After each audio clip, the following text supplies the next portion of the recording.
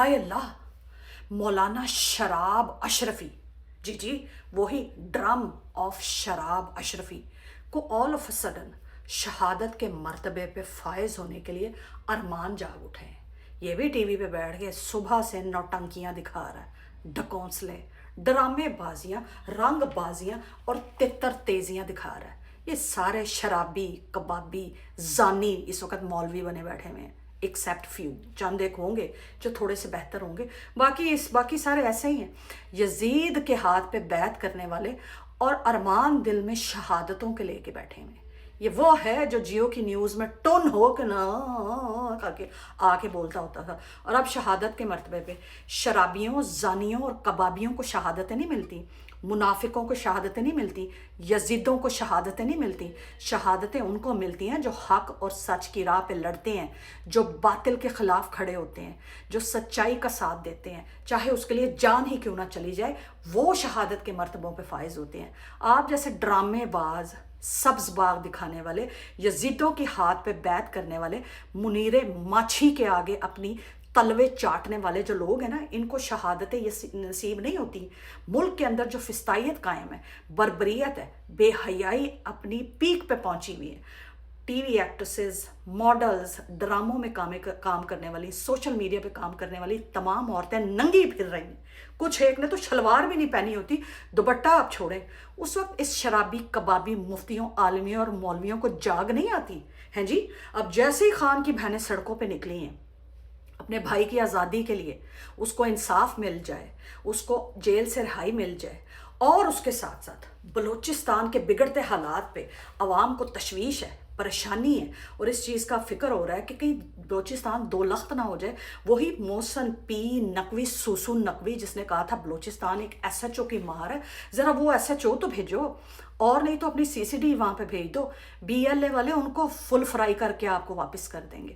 بلوچستان اس حد تک پاکستان سے متنفر ہو چکا ہوا ہے، اور اتنا ناراض اور اتنا نالا ہے، اتنی وہاں قسم پرسی ہے، اتنی غریبی ہے، اتنی ناداری ہے، اس حد تک ان کو اپنے حقوق سے محروم رکھا گیا ہے نا، کہ وہ آج پاکستان کے کسی بھی لا اینڈ آرڈر کو، کسی بھی آئین کے حصے کو، کسی بھی ترمیم کو ماننے کے تیار ہی نہیں ہے، ان حرامیوں، حرام خوروں کی وجہ سے، اور ان کے سرغنہ عاصم منیر ماچھی کی وجہ سے۔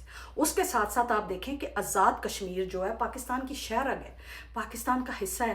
جموں تو آپ پہلے ہی گوا چکے۔ ایک وقت تھا جب جموں کشمیر کے لوگ اپنی لاشوں کو پاکستان کے پرچم میں لپیٹ کر شہادت کے مرتبوں پر فائز ہو کے قبروں میں دفن ہوا کرتے تھے، مگر آج آپ کو نہیں نظر آئے گا کہیں بھی کہ جموں میں یا مقبوضہ کشمیر میں کوئی وہاں کا کشمیری یا وہاں کا مسلمان اپنے لاشوں کو پاکستانی پرچموں میں ریپ کر کے یا لپیٹ کے دفن ہو، کیونکہ وہ انڈیا کے قبضے میں جا چکا ہے۔ ان حرام خور آرمی کے جرنیلوں کی منافقت، وطن سے غداری اور وطن فروشی کی وجہ سے اب آزاد کشمیر بھی جو ہے نا، اس کے اوپر بھی تلوار لٹک رہی ہے۔ آزاد کشمیر کے لوگ مانگتے کیا ہیں؟ یہی کہتے ہیں نا کہ ہمیں اچھے ہاسپٹلز دیے جائیں، تمام ڈیجیٹل اور ایڈوانس میڈیکل فیسلٹیز دی جائیں، ہائر لیول آف یونیورسٹیز ملیں، اسکول ملیں، کالجز ملیں، 5G اور انٹرنیٹ کی سہولتیں ملیں، اچھا صاف ستھرا پانی پینے کو ملے، نوکریاں ملیں، خوراک ملے، اور اس کے علاوہ وہ تمام بیسک نیسیسٹیز ہیں وہ ان کو ملے۔ آزاد کشمیر کے لوگوں کو پتہ نہیں، وہ تو پورے پاکستان کے لوگوں کے پاس نہیں ہے۔ جی ہاں، آپ جا کے بلوچستان دیکھ لیں، آزاد کشمیر والے بلوچیوں کے پاس یہ سہولتیں نہیں ہیں۔ خیبر پختونخوا کے بہت سارے علاقوں میں یہ سہولتیں نہیں ہیں۔ سندھ کے، انٹیریئر سندھ کے بہت سارے شہروں اور علاقوں کو دیکھ لیں، وہاں پہ یہ بیسک نیسیسٹیز عوام کو دستیاب نہیں ہیں۔ پنجاب میں بھی جو ایکسٹیریئر پنجاب ہے یا جو دوسرے دور دراز کے علاقے ہیں، وہاں پہ بھی عوام کو یہ بیسک نیسیسٹیز نہیں مل رہی۔ تو آزاد کشمیر کے باسیوں، آپ اگر یہ ڈیمانڈ کر رہے ہیں تو یہ آپ کی ڈیمانڈ جائز ہے، پر یہ تو پاکستان میں بھی لوگوں کو دستیاب نہیں۔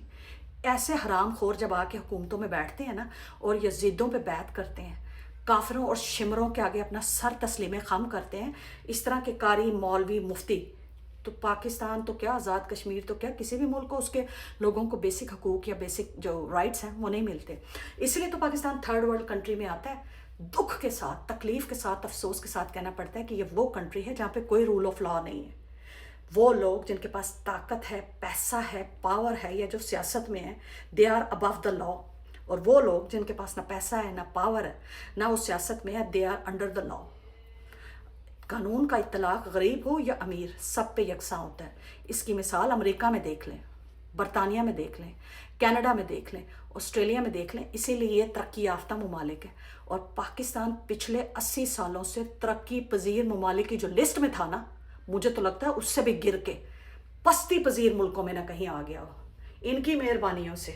और ये जो इस तरह के टोलों का जो जमगट्टा मुल्क में इकट्ठा हुआ है, इन बगैरतों का, इन गद्दार वतनों का, ये पाकिस्तान को ज़रूर सुकने भी डालेंगे और इसको कोने खुदरे में कूड़ कबाड़ बना के फेंक देंगे। मेरी बात याद रखिएगा, ये मुखलिस नहीं है पाकिस्तान से, ये अपने औलादों से मुखलिस नहीं है तो पाकिस्तान से क्या मुखलिस होंगे।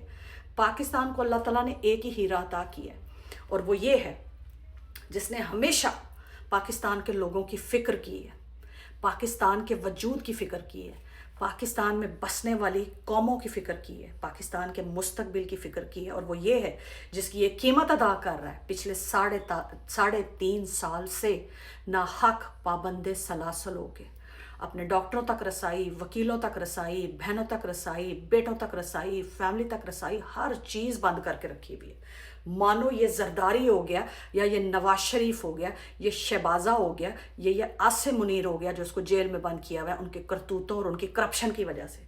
ये तो है ही वो बंदा जिसका किरदार बड़ा साफ़ है। ये तो वो है जिसके दुश्मन भी ये कहते हैं कि ये ईमानदार और सच्चा है, ये मुखलिस इंसान है, ये करप्शन नहीं कर सकता, ये मैला नहीं हो सकता, ये अपनी ईमानदारी की, अपने आला औसाफ की, अपनी आला खूबियों की कीमत अदा कर रहा है। पाकिस्तानियों, इसने अपना हक आपके लिए अदा कर दिया है।